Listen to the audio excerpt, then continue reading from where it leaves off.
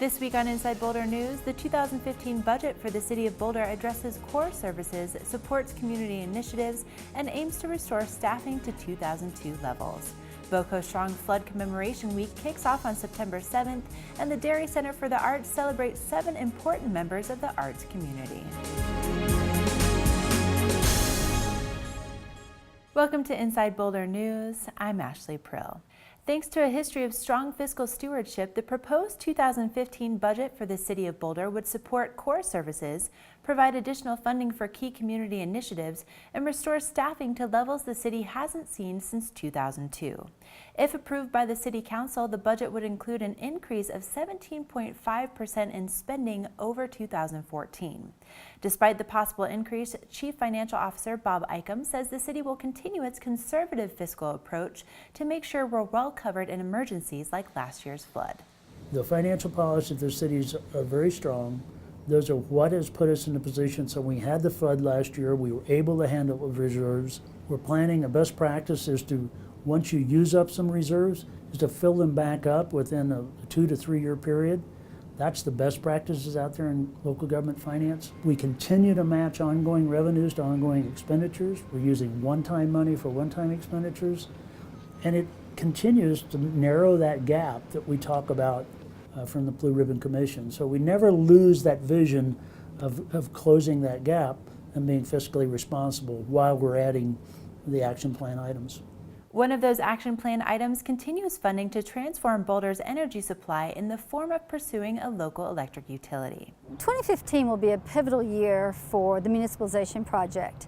And so we are asking for a significant amount of money, which is in essence a advance on the occupation tax. We're asking for $6.9 million in our budget. Now that doesn't mean we will spend all that money.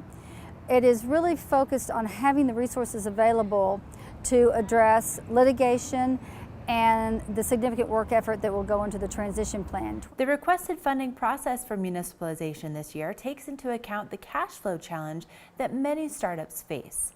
The appropriate funding is needed upfront in order to realize the return on investment later. The proposed budget takes this challenge into account by requesting additional funds, but phasing the expenditures throughout 2015, depending on legal and regulatory outcomes. For example, we don't know what we're going to need to support litigation, depending on what the various outcomes of those court cases are.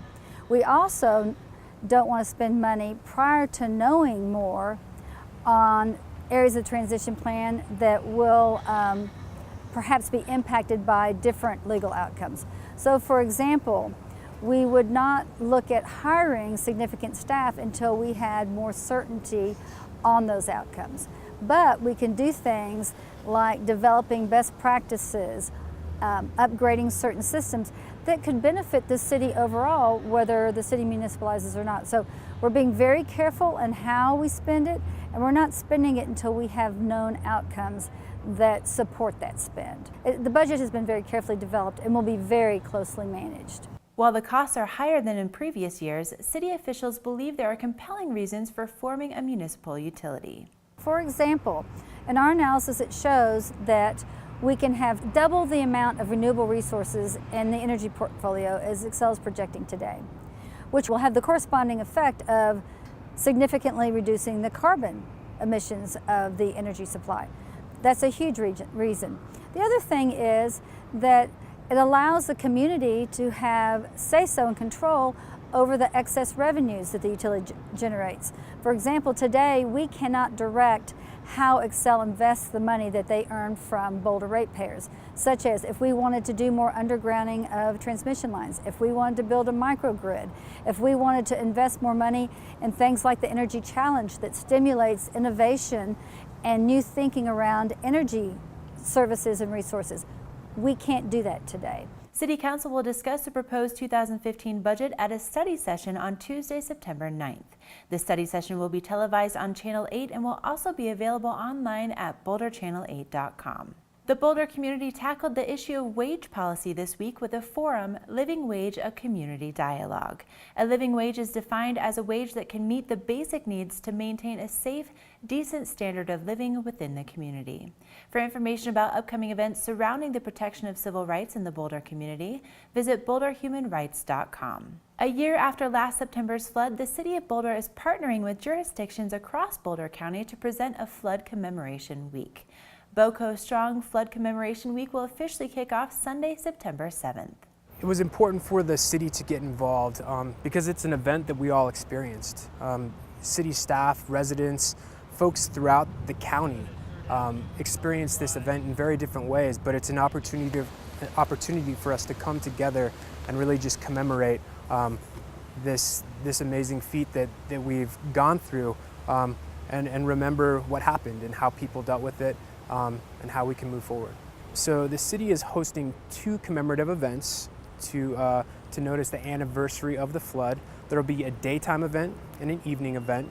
The daytime event is really more about science and learning. It'll bring together countywide officials, folks from the science community in terms of climate, geology, and social sciences to really think about what happened during the flood event. And then the nighttime event is really more about the community. It's an opportunity for folks in the community to tell stories, commemorate the event, and really just have a sense of what happened and be able to build that community again. Both city events will take place on Wednesday, September 10th at the Museum of Boulder Event Center. For event details and to register, log on to boulderfloodinfo.net. For the full calendar of countywide events, visit bocostrong.org. It's been just over 4 years since the 1 megawatt solar photovoltaic system was installed at the City of Boulder's wastewater treatment facility. In that time, the system has generated more than 6 million kilowatt hours of electricity. So how does that impact the Boulder community? So we believe there's a few benefits. I mean, there is a financial benefit in that we ultimately as a organization here end up paying less for electric power, and then rates that we set for wastewater service reap the benefit of that. So less on your monthly bill. But also, of course, just acknowledging that it is a clean energy source. This power facility does about 15% of our annual power needs. So that's a pretty impressive number, and obviously something we are going to consider expanding or trying to improve efficiency on in the future as panel technology improves or other options come available. Not only has the solar PV system saved wastewater utility ratepayers more than $200,000, but it also proved to be reliable during last year's flood. Right where I'm standing in the facility behind, we're inundated with floodwaters, albeit a low depth. But the facility was able to stay online the entire time, and we actually never had any interruption in solar power from that flood week, which is quite remarkable.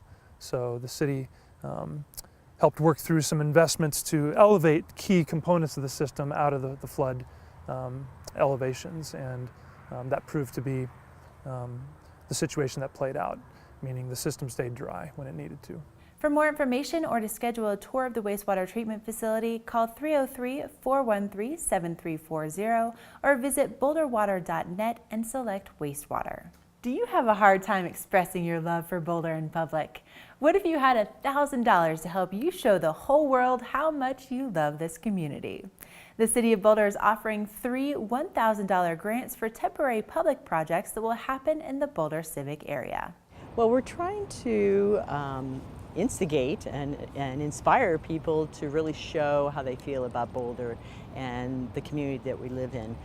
This all came about after some workshops and a town hall last week with Peter Kageyama, who is a guest here. He's an author he's the author of a book called For the Love of Cities. And we wanted to show For the Love of Boulder, and one of the things that came up in a workshop was the idea of public displays of affection. The first grant deadline has already passed, but there are still 2 opportunities left. Deadlines are at 5 p.m. on September 9th and September 15th.